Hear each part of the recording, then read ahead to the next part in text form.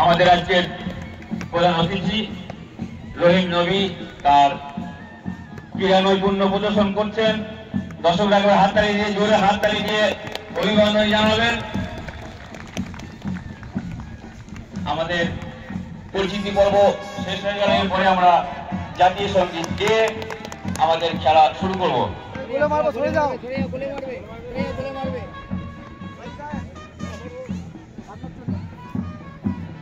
আমি সর্বদার সাথে বলছি, জাতীয় সঙ্গীত যারা পরিবেশন করবে তারা মঞ্চে চলে এসো। যারা জাতীয় সঙ্গীত পরিবেশন করবে তারা মঞ্চে চলে এসো। স্যার একটা মারবে স্যার।